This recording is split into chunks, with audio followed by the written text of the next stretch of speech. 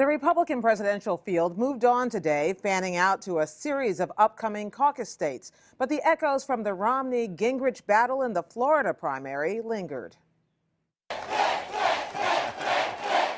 Fresh off Tuesday's big win, Mitt Romney said the no-holds-barred fight in Florida has prepared him for a tough, drawn-out campaign. Perhaps that what we're getting now inoculates us, or at least prepares us for what will come down the road. But he gave his opponents ammunition first thing, leaving the impression in a morning television interview that he does not care about poor people. I'm not concerned about the very poor. But in context, that's not all Romney said. We have a safety net there. If it needs repair, I'll fix it. I'm not concerned about the very rich. They're doing just fine. I'm concerned about the very heart of America, the 95% of Americans who right now are struggling. Moving his campaign to Minnesota, where Republicans vote next Tuesday, Romney chose instead to focus his fire on the president. He does not know how to lead America. He's detached from the American people. I will stay in touch with the American people, and I will lead us back to prosperity. But former House Speaker Newt Gingrich, who lost Florida to Romney by 14 points, took direct aim at Romney's remarks about poverty in Reno, Nevada today. I am fed up with politicians in either party dividing Americans against each other.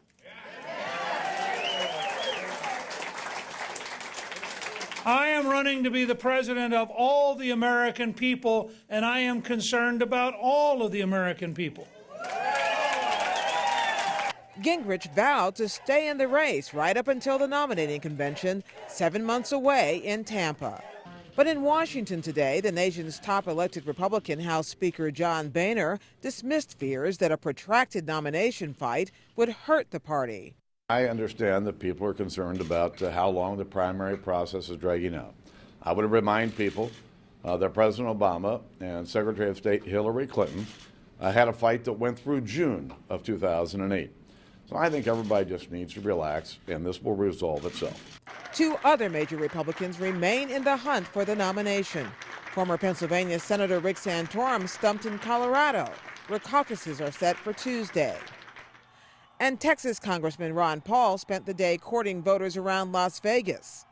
All four will need to raise and spend ever larger amounts of money to keep going. New financial reports released last night show the role that independent outside groups, the super PACs, are playing. According to the Federal Elections Commission, pro-Romney groups raised more than $30 million by the end of last year. Those supporting Newt Gingrich raised more than $2 million. And that doesn't include $10 million the former House Speaker's super PAC received from a single wealthy Nevada couple in January. Groups supporting Ron Paul and Rick Santorum brought in a little over $2 million combined. The super PACs grew out of a Supreme Court ruling in 2010 that lifted restrictions on corporate and union spending in federal elections. The numbers are big, $40 million spent just by those outside super PACs so far. But candidates are also raising money the old-fashioned way. Mitt Romney, $57 million, more than his closest competitors combined. That's Ron Paul at $26 million, Newt Gingrich at $13 million, and Rick Santorum at $2 million. But President Obama has already raised $128 million for his re-election campaign by the December 31st reporting deadline. And that's before the first primary votes were even cast. For more now on how money has shaped the campaign so far, we turn to John Dunbar, managing editor of the Center for Public Integrity, which has been tracking this spending, and Eliza Newland-Carney, who covers this for Roll Call newspaper. Welcome to you both. John Dunbar, start by telling us what we know based on these reports about who is behind all of this money coming into the campaign. Well, they're mostly wealthy individuals. There's a lot of corporations, a number of corporations, but we're seeing a continuing trend of, basically rich people making extremely large donations. Were they not able to do that before? No, not this way. They're able to give a contribution. By giving a contribution to a super PAC, they can actually affect the campaign in a way that they couldn't before. The contribution limits to a candidate are $2,500. There are no contribution limits to a super PAC, and yet a super PAC can run an ad that's just as effective as something that would be run by a candidate. Are these super PACs outspending the candidates right now? In some cases they are, and I think what's interesting about Restore Our Future, which is the pro-Romney super PAC, that's $30 million that it's raised. That's more than all of the other GOP competitors have raised in their own candidate committees. A lot more. Eliza, you spend your life following the follow the money edict, okay? Following the money, trying to figure out where it goes. Wasn't the whole goal of this, the Supreme Court's whole goal, to allow for transparency? You can give as much money as you want as long as you say you're giving it. Yeah, you can spend as much money as you want as long as you say what you're spending. There were complaints around these super PACs for two reasons, or continue to be complaints. One is that leading up to the primary, a number of them requested changes in their filing deadlines for the FEC, meaning that they managed to prevent people from seeing the donations until just the 31st of January, after a number of primaries and caucuses had already taken place. And that's one reason why recent FEC disclosures have been very carefully watched, because this money hadn't been disclosed till now. Also, when are we going to be able to find out about the money that's been spent since December 31st? We know we've had 4 big primaries since the beginning of the year. When are we going to find out about that spending? We know about that spending. It's just that a number of the primaries took place before we found out about it. The other thing that people are distressed about with these super PACs is a number of them run nonprofit affiliates, and those nonprofits are subject to no disclosure rules whatsoever. What about unaffiliated groups like Crossroads, the Karl Rove affiliated outside funding group? That's $51 million they raised. You're not spending it necessarily targeted to a particular candidate. Oh, but they are. They're just doing it in the congressional districts right now. Once the GOP figures out who they're going to get behind, then half of that money from Crossroads will, at least from what we understand, are going to go in ads to back the GOP nominee or to go after Barack Obama. So we know about the money that's being spent for presidential races, which is what we're talking about today, but you're saying there's a whole other front in this war. Oh boy, yeah, there is, especially on the Crossroads front. I mean, this is a shadow Republican Party. You could actually say it's kind of a doppelganger party, like Restore Our Future is as well. And you know, actually, we will know because of the filings. We're going to know on the 20th how much the super PACs have spent. On the 20th of February, they're going to switch to a monthly filing. So hopefully, from here out, we'll know a little more about the super PACs. But the nonprofits really are much more of a concern, and that's Crossroads Grassroots Policy, which is a nonprofit, and they don't have to say who their donors are at all. But surely there are Democratic doppelgangers as well. Well, there are, but the Democratic doppelgangers are not raising and spending nearly as much as the Crossroads operation.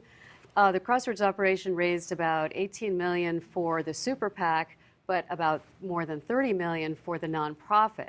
And in fact, some senators on Capitol Hill today, Democrats, criticized that secret money. There is a group called Priorities USA Action, which has a nonprofit affiliate, but the money involved is much smaller. So we now know, for instance, that all this money has been raised. What do we know about what it's being spent on? Is it all television or other things? It's mostly television. It's, I mean, the vast majority of it is television, but that's no surprise because that's 80% of what you spend on a campaign is television. Florida is a great example of that. Restore Our Future spent $10 million out of the $17 million that it's spent so far, just in Florida, almost all of it on advertising. Does the spending decisions, do they differ from candidate to candidate? They differ from super PAC to super PAC, certainly. I think the candidate strategies are probably fairly similar, although each candidate has his or her own little quirks. But the pro-Gingrich super PAC, Winning Our Future, for example, came out and said that they were going to do a real ground war operation, that they were going to get out voters, that they were going to target voters. And there were some people I talked to who said, that's difficult for a super PAC to do. The most effective use of a super PAC may be running ads, because if you don't have a candidate to mobilize volunteers, it's hard to motivate people and really turn them out to vote. You know, one of the things that comes out of these discussions, these periodic discussions we have about money, is that money yields a result, and that the $10 million, for instance, that Newt Gingrich got from the rich Las Vegas couple that we alluded to kept him alive through South Carolina and Florida, and he wouldn't have been able to survive. But Rick Perry got a lot of money. John Huntsman got some super PAC money, mostly from his father, it turned out. Do we know, but they are no longer in the race. So is there a direct connection, I guess I'm asking, between money coming into these races this way and candidates flourishing? That's the eternal question, isn't it? I think if we knew that absolutely, then it would be, you know, politics would be really boring. But generally speaking, the guy with the most money wins, and that's what's playing out right now on the GOP side. My own view about these super PACs is that they are probably going to play less of a role on the presidential campaign trail than they will in congressional races. They probably are accelerating trends that would have taken place anyway on the presidential campaign trail. But when you get to closely contested House and Senate races, there may be millions spent by outside groups, especially at the last minute, that could be decisive.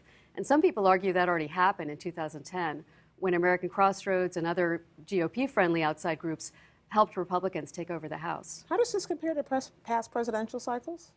Well, in 2004, we had these groups called 527 groups. Right. And Republicans like to say that this isn't new because George Soros and others and gave... the Swift Boat veterans. Exactly, yeah. And those were important groups as well. Those groups were somewhat different in that the so-called 527 groups did disclose everything to the Internal Revenue Service, and the nonprofit affiliates of these super PACs are not going to do that.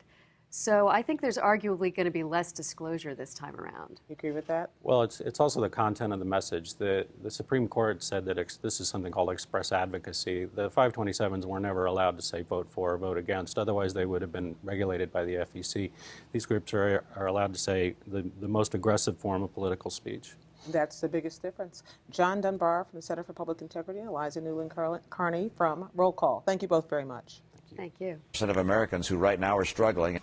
Moving his campaign to Minnesota, where Republicans vote next Tuesday, Romney chose instead to focus his fire on the president. He does not know how to lead America. He's detached from the American people. I will stay in touch with the American people, and I will lead us back to prosperity. But former House Speaker Newt Gingrich, who lost Florida to Romney by 14 points, took us for what will come down the road. But he gave his opponents ammunition first thing, leaving the impression in a morning television interview that he does not care about poor people. I'm not concerned about the very poor. But in context, that's not all Romney said. We have a safety net there. If it needs repair, I'll fix it. I'm not concerned about the very rich. They're doing just fine. I'm concerned about the very heart of America, the 95%. The Republican presidential field moved on today, fanning out to a series of upcoming caucus states. But the echoes from the Romney-Gingrich battle in the Florida primary lingered. Fresh off Tuesday's big win, Mitt Romney said the no-holds-barred fight in Florida has prepared him for a tough, drawn-out campaign. Perhaps that what we're getting now inoculates us, or at least prepares. Which vowed to stay in the race right up until the nominating convention 7 months away in Tampa. But in Washington today, the nation's top elected Republican House Speaker John Boehner dismissed fears that a protracted nomination fight would hurt the party.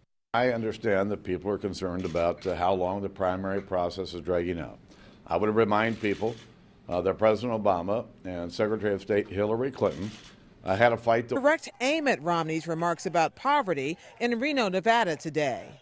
I am fed up with politicians in either party dividing Americans against each other.